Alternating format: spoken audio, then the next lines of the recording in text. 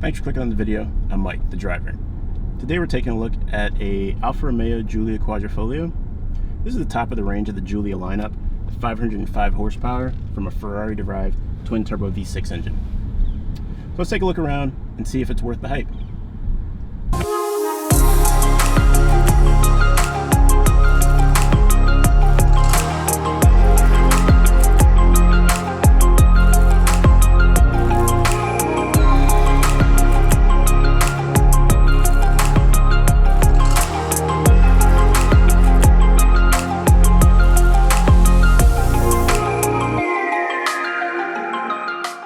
So looking at the Giulia from the outside, this is an aggressively designed car. It doesn't sit very high off the ground. You've got very little tire gap in your wheel arches here. You've got 19-inch wheels on this. You've got blistered arches front and rear. This shape is very svelte. It kind of comes and cuts in on itself. So it's a very narrow car as well. And it all goes down to that traditional angular Alfa Romeo grille. It's very sharp, pointed, very focused. You just look at this thing, you know it's a performance car. I also like the headlights on here, these LEDs and these. It's just got that cat eye look. Again, it's just all very aggressive. And on the hood of this car, you've got functional air vents instead of like on the Kia Stinger, where it's just there for looks. If you look at the wheels here, this is kind of the traditional Alfa Romeo wheel. I actually like this wheel a lot on this car. I know there's another optional wheel that some people go for, but for me, if you're gonna get this car, these are the wheels you get. This is similar to what was had on the Alfa Romeo 8C and the 4C as well. It's just kind of that standard Alfa wheel. You've got 6-piston brakes up front, 2-piston in the rear, and this car being the Quadrifoglio model, it's got that 4-leaf clover on the fenders, letting everyone know that you're running that Ferrari engine under the hood. And this particular model also has the carbon fiber package, so it's just slathered in carbon. So you've got carbon mirror caps, carbon on your front splitter, as well as around the grille, and then our spoiler in the back is also carbon fiber. All right, looking at the back of the Giulia now, kind of continues the theme that we've got going on with the front. That whole back end's kind of narrowing down, just kind of how our front narrows up there. We've got our Giulia badge in gunmetal back here to go along with the carbon fiber. You see your Alfa Romeo badge. And those taillights are also kind of mimicking the shape that we have with the headlights. We've got our camera back here for rear when you're backing up, your park assist. There's a quite beefy diffuser down here as well with quad-tipped exhaust. And when that exhaust opens up, it's quite loud and it sounds pretty good. I mean, for a V6, this is a very, very nice sounding car.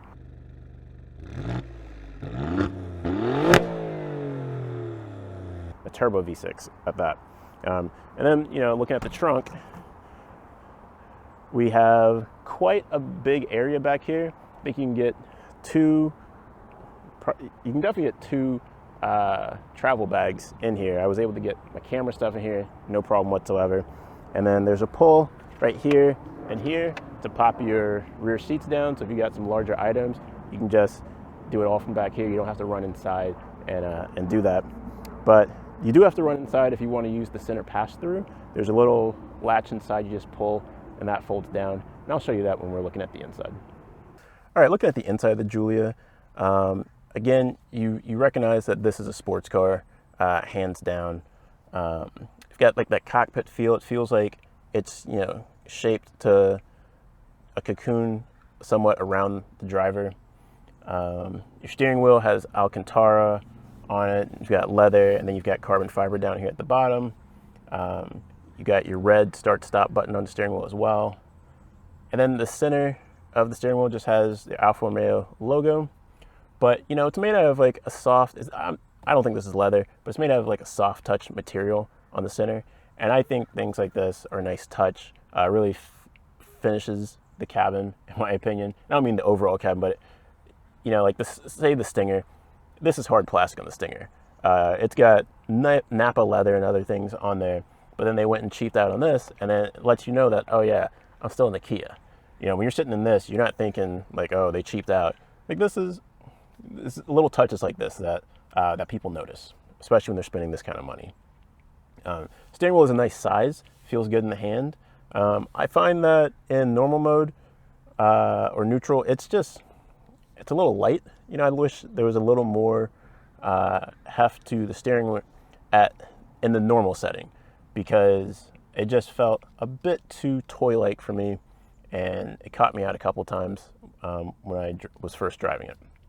You got these gorgeous aluminum paddles right here. It's just one piece of metal, and it's beautiful, and they don't move when you move the steering wheel, which is great because, you know, if you're on a racetrack or driving hard and the steering is turned to some angle, you know, you want to make sure you're not hitting the wrong thing. Granted, you shouldn't be shifting in a corner anyway, but if you are, you know, and when you're driving on a track as well, you're doing the shuffle method. You're not like arms twisted and things like that. So this is where you want your paddles to be.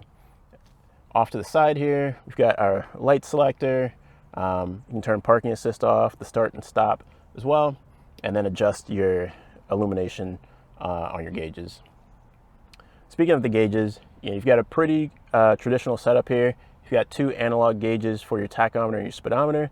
And in the middle, you've got a nice clear screen, which you can go between settings when you change your engine modes, or it'll let you know when you've changed your damper settings and things like that. Moving off to the side from that, we've got our infotainment screen. It's quite a big infotainment screen. It pretty much takes up the entire center stack for this portion right here. And while it's not very pretty, you know, I think it's a little dark. It's pretty much just like a black background with the Alfa Romeo logo in the back. But, you know, overall, it's not terrible. Now, being a screen, you think it's going to be a touch screen. It is not. When I first got into the car, you know, I'm touching it, I was like, all right, is this thing broken? Like, what's going on? Turns out there are buttons down here at the bottom, so I felt quite stupid once I figured that out. And it is intuitive, but it is also weird to operate Apple CarPlay using a wheel and a button setup. You know, it's not designed for that.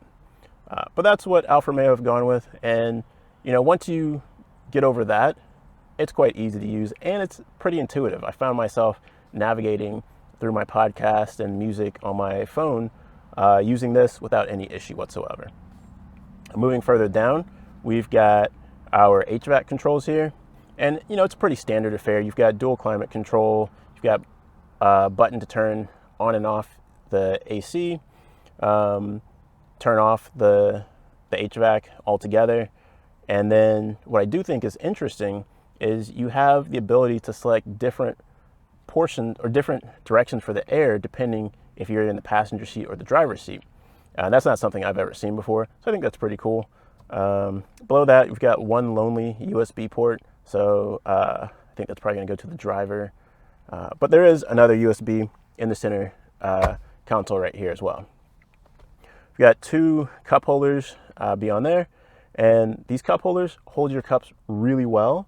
But I will say, I don't like how close it puts it to your HVAC controls. When I had a coffee here earlier, you know, I was worried about hitting those buttons and then maybe knocking off the top of my cup, and then they grip it so well. I was also nervous that I was going to pull the top off the coffee and end up spilling coffee in the vehicle. So, you know, I'm sure that's something you get over as you own the vehicle and drive it, or you just, you know, don't drink beverages in the car. I don't know. It's up to you. Going back, we've got our shifter here. This is a pretty BMW-esque shifter.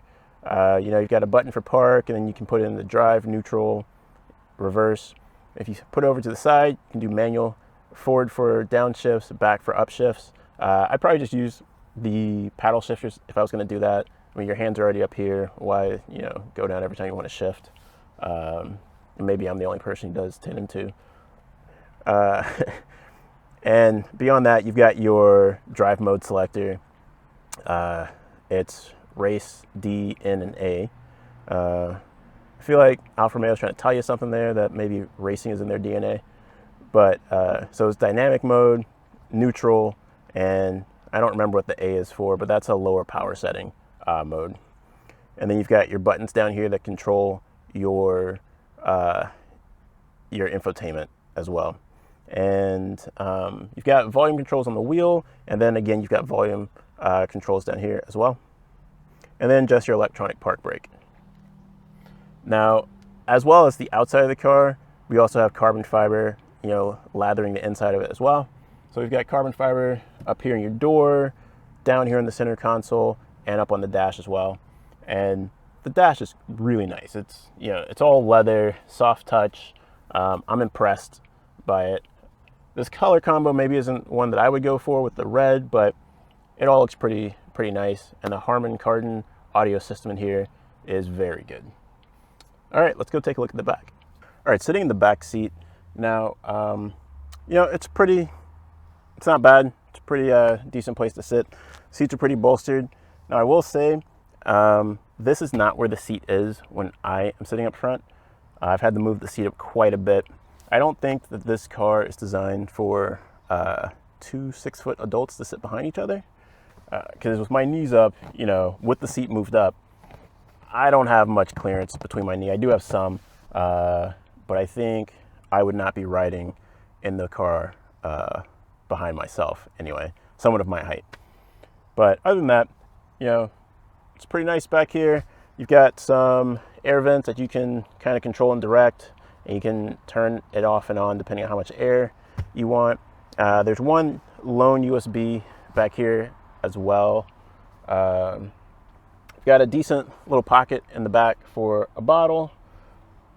You do have one up and down push for the rear passenger, which is nice. You don't see that in a lot of vehicles. Pull this down right here. You've got 2 cup holders, pretty nice. Not bad, you know, it's a soft material back here as well if you just need an armrest. Unfortunately, there's no additional USB in here. You just have that one right there. And then, as I was mentioning earlier, you do have a center pass-through. You pull it right here, if I can get it. It comes down. You can just pass your items through just like that. All right. Other than that, back seat, not a place I want to be in, but it is nice if you have smaller passengers, or if you yourself are a smaller driver and then have multiple passengers in the car. I don't think you're going to get 5 people in here. I know they always say that these things are 5-seaters, but with the bolstering that they have for the 2 main seats in here, this third one really just feels like you're going to be bumping your head, because these seats kind of go in a little bit in the back. So I think if you're sitting on this hump right here, you're not going to be very comfortable. All right, let's take it for a drive.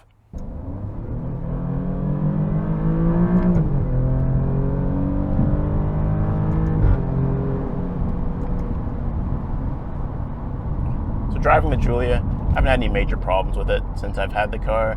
I actually really like how the steering in this car is. It's pretty direct. Anywhere you point it, that's where it's going to go. I spent some time carving up some back roads, and man, I got to tell you, everywhere I wanted this car to go, I'd point it there. It just hold the line and went. I had no issues whatsoever. Suspension in this is a bit, you know, it's a sports car, so it's a bit firm, but it's not too firm in the normal mode. And I think this is really where you want it for the road for this kind of car. When you put it in dynamic and race, you can go into a harder suspension setting. Now, when you put it in race, it actually goes to that suspension setting, and you can opt back to the softer mode. And honestly, I think soft is where you're going to want it for the road. You know, if you're on the track, yeah, put in that firmer mode and just keep it there, because you know, the racetrack, most of them are going to be pretty smooth. That's not how it's going to be, you know, on the road, especially not out here. So the seats in this car are pretty good. They've got really good bolstering, and they've got Alcantara inserts, which really keep you in place. So when I was driving around in this on the back roads, I didn't have to worry about keeping myself in place, because I knew that those seats were going to have me, and you can really just focus on the task at hand. So visibility in the Giulia is also pretty good. I mean, it's not any better or worse than any other sedan. So you've got great visibility out your windows, your mirrors are adequate size, rear view mirror, excellent visibility. You do have a bit of a blind spot with your C-pillar, but you've got built-in blind spot detection, so it shouldn't cause you any problems. This car also has radar cruise control, it's got collision warning, and it also has lane departure warning. There's no active assist, so it's not going to pull you back into the lane, but you know, it will beep at you, which you can turn off, and I have turned it off because several times it beeps at me and it's super annoying. So I don't know. I mean, I think you'll be fine because we survived for decades without it. I think we'll be good. So while the chassis and steering dynamics on this vehicle are great, I really think that the star of the show in the Giulia Quadrifoglio is this engine. I mean, at 505 horsepower, this twin turbo 2.9 liter V6, it's just great. Above 2,000 RPMs, it just makes power effortlessly. Unfortunately, below 2,000, there's a little bit of turbo lag, but once you get up there and the RPM, like I said, above 2,000, it more than makes up for it. This thing is a blast to drive. And surprisingly, this isn't a fancy gearbox either. This is a standard torque converter automatic. It's not a dual clutch gearbox, which I was surprised by with just how responsive the shifts are when you have it in manual mode. You know, you just put it over to manual, or you can just pull the levers up here and it just goes, and it's great. You want to downshift, bang, you hit it, it downshifts. It doesn't say, well, my calculations say you're not ready to downshift. No, you just pull and it goes. So yeah, it's a great combination, and I think without this engine, this car just wouldn't be what it is. So everything else is great on here, but the engine, that's the heart of this. That's truly it. All right, so final thoughts on the Giulia Quadrifoglio. I think this car is an amazing car, and there's not much I can say to refute that, right? Like, this is just a very good sports sedan. Does it have some quirks? Is it weird? Yes.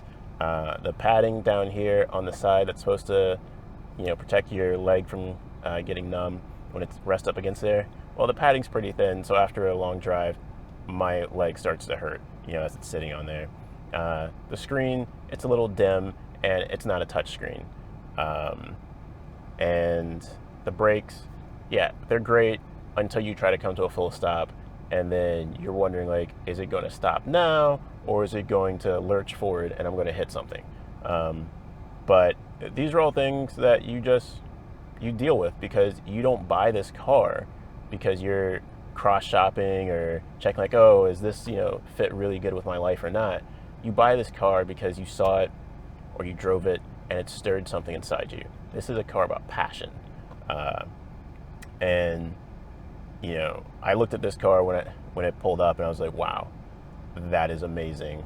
You know, then you get behind the wheel, you're like, this is something special. And then you drive it, and then you know, this is something special. So if you're considering the Quadrifoglio or the Giulia in general, go test drive it, but be prepared to buy it, because I'm pretty sure that you're going to come away from that test drive thinking, I need to own this car now. But it may not be a car for the long term. You know, Alfas aren't known for great reliability, so maybe it's something you own during the warranty period. You buy it, you enjoy it, and then as your warranty's expiring, you trade it in for that C63 that you really wanted. You know, yeah. But overall, it's a great car. If you can, at least test drive it. All right, that's the video. I hope you guys enjoyed it. Thanks for watching. Like and subscribe, and I'll see you in the next one. Thanks.